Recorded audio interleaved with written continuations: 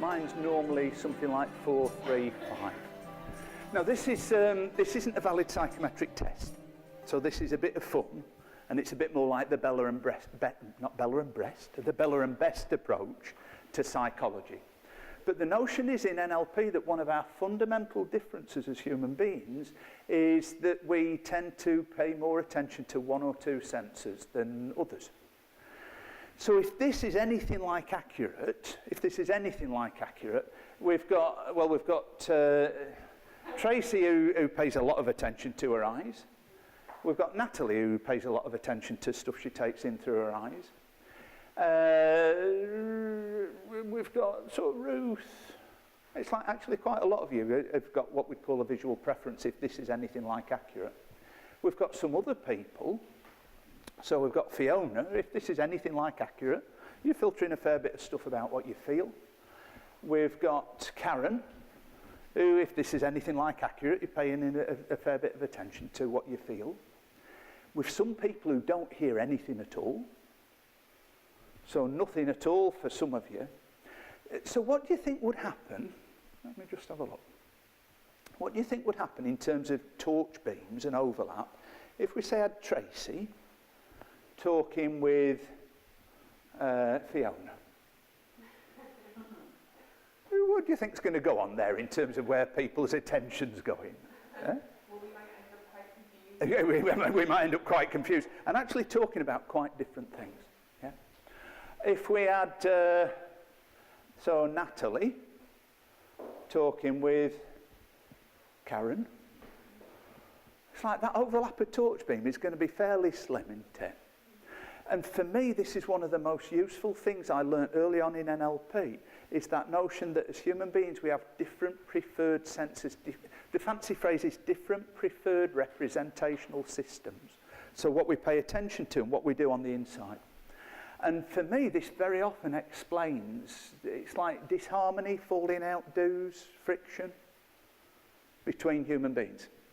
And to illustrate this, I'll share with you first of all, just ordinary stories, so stories from home. So if you'd met me before I got into NLP, my preference was very strongly the feeling stuff, kinesthetic. And it still is. Always the first things that I put on my list when I join in the exercise, always the first few things are things that I feel. So they're always the first things. This is another thing you can do, is just notice what were the first few things you pay attention to. Glenda, my other half, my beloved, she's got a very, very strong visual preference. And the way this used to play out at home, when we first got together, one of the things that Glenda loves is to have, she loves breakfast in bed. So she likes to have a cup of tea and a piece of toast in bed of a morning. Yeah? I get into bed at night, and the tiniest speck of toast crumb, the absolute tiniest speck of toast crumb for me is a major irritant. Yeah? So I get into bed at night and she's had bloody toast again. Why don't she use a plate? Why don't she use a dustbin lid? Why don't she hoover the sheet when she's had breakfast in bed? Because for me, the tiniest speck, it could be like minuscule speck of Warburton's white, for me is a major irritant. If she's had wholemeal granary, seeded wholemeal granary, now that's just torture, is that? But I swear, because Glenda doesn't have much of a kinesthetic or feeling preference, what she's got is a very strong visual preference. And she says, if the duvet is covering the sheet, I can get in, I don't notice it, because she doesn't see it. And I swear she could get into a bed not just full of crumbs, but full of bread. You could have loaves, full loaves there, and she could get into bed and not notice them, because she doesn't pay a lot of attention to her kinesthetic, her feeling sense. Does that make sense? Yeah. But on the other foot, the thing that winds Glenda up is, have you had a moment there? The thing that winds Glenda up is visual stuff. So she'll say to me, have you seen how dusty it is in here? And the truth of the matter is, no, I haven't. You know? Because unless the dust is deep enough to touch, or if it impedes movement, then I might notice it. But visually, I don't. But for her, dust, finger marks on like a white goods, finger marks on mirrors, doors, like silver stuff. Oh, look at this finger, look at this finger. At the school we use at weekends at Walter Street, they have a boiler in the kitchen on the wall, and it's a light stainless steel boiler. And the first thing she has to do when we go in is polish the damn boiler, because it's covered in finger marks, and it drives them mad. For me, I don't even notice them, because you can't feel finger marks, can you? People with a hearing preference, what tends to wind them up is like sounds, that sort of stuff. So Johnny, our son, who's 32 now, he's got a really, really strong hearing preference. And he's a proper techie, but if there's anything, you know, if there's the slightest glitch on a video or something like that, he has to stop it. He says, oh, I can't be doing this, can't be doing this. Where we live, there's a lot of trees about where we live. When he was still at home, he'd get furious at springtime about the dawn chorus, you know, the birds. I always thought it was gorgeous, you know, the birds. He said, can you not turn the birds off? Tell them to go away, stop it. And we have some doves that go cuckoo a lot, you know that sort of... drives him potty. It's been known to leave, you know, I can't stand those. So we have preferences, see, hear, feel preferences. And for me, these are my starting point if there's difficulty between people. Because very often difficulty between people comes from having a different preferred preferred representational system. So I've got some nice stories about this. Very often this part of the course, it's like sometimes people have pennies drop. So I guess you had a bit of that, Suze, did you, that you recognised something? So a course I did years ago, we had a guy here who he was actually an old friend of mine. He'd come up from Cheltenham to do the training. We're doing this. And he said, I wonder if that explains what goes on between my wife and my daughter. So daughter was about 15, Katie. The wife was considerably older than that. And I said, well, what goes on? And he said, well, they row like Billy-O, and it's about the state of the daughter's room, the state of the daughter's bedroom. It's okay. And Alan, he went home, and he did the exercise with the family. So got them to do the list 12 things. So sat around the tea table, got them to do the list 12 things. Wife, 12 out of 12, C. Daughter, something like 11 out of 12 here. Now, to which preferred sense does tidiness matter? Yeah. So, and what sound does untidiness make? No, that's the mother who does the nagging. So the nagging is associated with the mum, not with the untidiness. So what sound does untidiness make? Doesn't make anything at all. So the mum was expecting Katie to be able to recognise untidiness, when actually untidiness is largely a visual thing. So the mum had a set of values in her head that was based on visual stuff. She expected Katie, the daughter, to do it, but actually her filters weren't equipped to do it. So we did try and get a bit creative with it. So we thought, how could you make untidiness have noise? We wondered about sewing bells in her knickers, so that when she was wading through piles of dirty laundry, at least there'd be some sort of sound stimulus to it. I don't think it worked very well. But there is a notion that, especially sort of teenage years, that it's like sound auditory stuff is more important. So you know that there's these gizmos that they put outside shops to stop young people congregating. They're called mosquitoes that emit a pitch that it's like above 21 you don't hear it. But below 21, it's like very, very irritating. So it's meant to disperse kids from hanging around. It's like teenage years are very often when like music's most important to us. I think very often teenage years are when we get, it's like very sensitive to voice tone. So I bet when you and your mum used to row, I bet very often there was a voice tone involved with it that probably triggered it. Yeah. Because there'd be something about that that just presses me button when I'm younger. But the thing is with this stuff, we can't actually do anything about things that we're not filtering in. Yeah? So for me, I don't notice dust. I can't dust it on because I don't notice it. I don't notice the finger marks on the glass unless I want to wind her up a bit. Because now and again, if we've had a row, sometimes I do go around and go like that on the mirror in the bathroom. And it's like, Eddie, we'll edit that bit out now.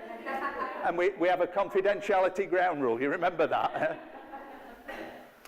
But we can only pay attention to stuff that we filter in. And I've got a couple of stories about this that I just think they're fabulous. We've done quite a lot of work with people who work in sort of children's centres. So sure starts and stuff like that. And a few years ago, somebody who, one of the workers in one of these places, she said she'd been to see a family, and the family were concerned that their son had developed a school phobia. So the son was about 8. And the mum was saying to the worker, she said, he won't go to school. The son won't go to school. Got a school phobia. We want to get educational psychology involved because he's a school phobia. And Mia, this worker, she had the wit to be curious, because that's the NLP thing. It invites you to be curious about how could what's going on make sense. So Mia, she got the family to do the list 12 things thing. Mum and dad, sky-high visual preference. Little lad, 8-year-old, really, really high feeling kinesthetic preference. And the parents had said, he won't go to school in the morning. He's always buggering about with his socks. Always buggering about with his socks.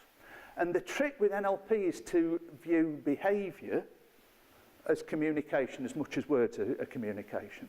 So Mia was going, always buggering about with his socks, and he's got a kinesthetic feeling preference. Wonder what might be going on there. So she had a look at the lad's socks. They were like 2 sizes too small, and they were threadbare. And he had a really strong kinesthetic preference. He wasn't school phobic. He was just communicating that his socks were uncomfortable. So rather than wheeling a psychologist, they went to Asda, they bought some snuggly sports socks that fit, and the boy went to school absolutely perfectly well. He didn't have a school phobia. What he had was he didn't want his feet being uncomfy. And if you've got anything of a kinesthetic or feeling preference, I don't know about those of you that have turned up on this, but if your feet are uncomfy, how well do you function? If I'm uncomfy at all, don't function. My feet are uncomfortable, I really struggle. Because it's like they're in front of you. And this little boy, but because his mum and dad had a visual preference, a seeing preference, they had no sense of that, no understanding of it. Until they go, he must have a school phobia. The story makes sense? Second one, I love this one as well. Doing the course again, it was with a Sure Start gang in a different area. And very often this part of the course people go, oh, I wonder if that would explain what happens with somebody else. So this woman, she said, we're doing this, she said, I wonder if that explains what goes on at home with my husband. I wish I had a quid for every time I've heard that, actually, because I'd have a good number of quid if I had that. And I said, well, tell me what goes on. And she said, well, I go out to work every day. He's self-employed. And he was like a self-employed draftsman, you know, did technical drawings, that sort of stuff. And it's a good few years ago, so it wasn't all computer-aided stuff. And she said, every morning before I go out to work, my husband says, is there anything you want me to do today while you're at work? And she said, he's a doer, is my husband. It's like he does a lot around the house. So I tell him a whole list of these are the things I'd like you to do while I'm at work. And she said, I get home from work in the evening, and he's done loads of stuff, but none of it is what I've asked him to do. And she said, I just get absolutely infuriated. Why is he asking me if he's not doing it? It's like, what's the point of asking if you're not going to do it? I just get so cross with him. I said, okay. So step into that, how could that behaviour make sense? And one of the things I'll always do is I'll go for this see, hear, feel stuff as my starting point. I said, if your husband had a preferred sense, what do you think it is? See, hear or feel? And she said, I think it's probably see. So he has to do like meticulous work. And she said he's one of those people that if a picture's slightly skew with on a wall, you know, if a picture frame's slightly skew with, she said he's got to straighten it. She said when he's finished his drawing, he lines his pencils up in size order, and they've got to be perpendicular to the table. I'm thinking this is a bit more than just a visual preference, I'm thinking now.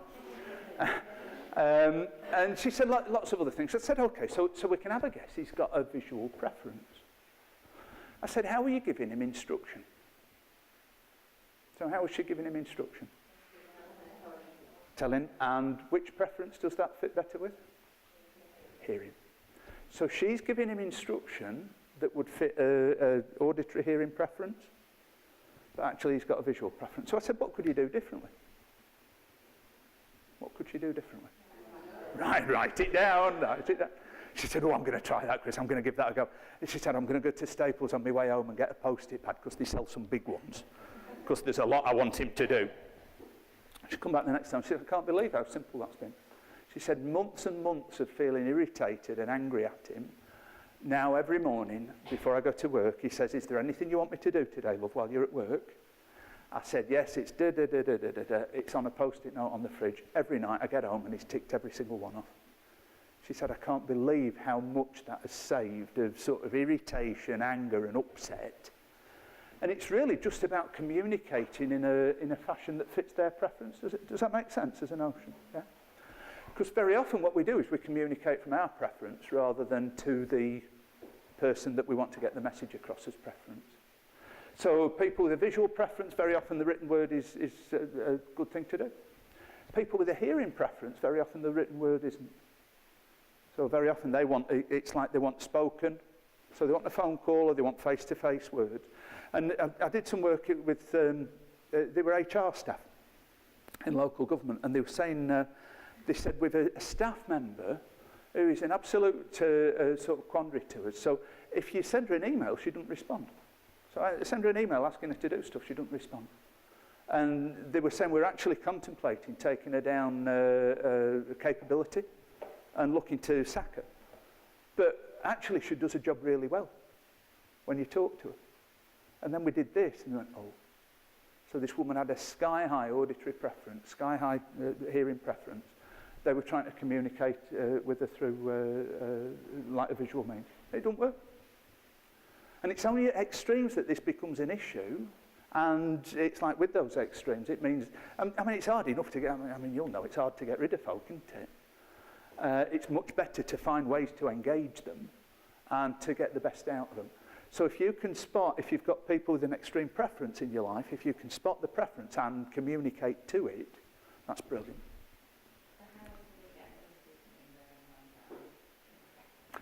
Generally, you have to do it with them. So it's alongside. So I'm here. And if you want, Johnny, our lad, is constantly aiming to educate me about computers and all of that. He's got this hearing preference. He tells me a whole load of stuff and then says, that's how you do it. And I go, And for him to teach, no, generally, people with a feeling kinesthetic preference, generally it's alongside. But I think this is some interesting stuff. With a fair few teachers in the room, very often in pupil referral units, so when Julie was at Burnley, she was head teacher at Harger Clough, and when we were doing this, she said she reckoned that a good 3/4 of the kids in the pupil referral unit had a feeling preference, kinesthetic preference.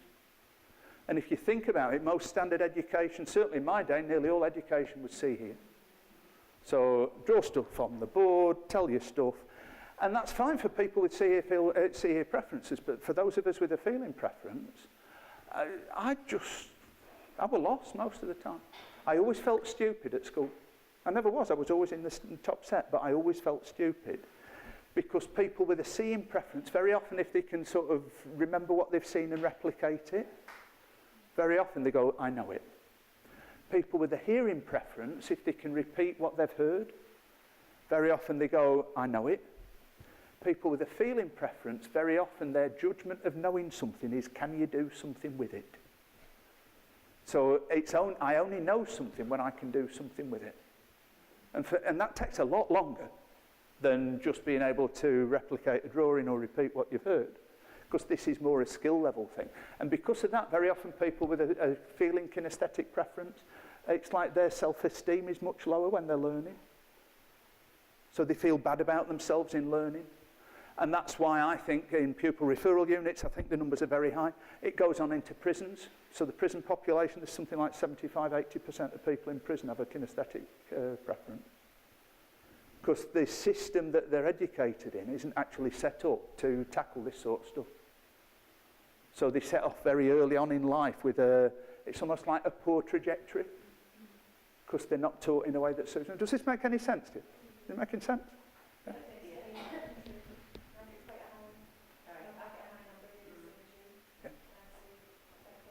Yeah. What's the point? Yeah, don't know it. Absolutely pointless. And I'm with you guys. Yeah. I teach design technology, so I teach because of making stuff, so working with wood and metal. When I'm doing things like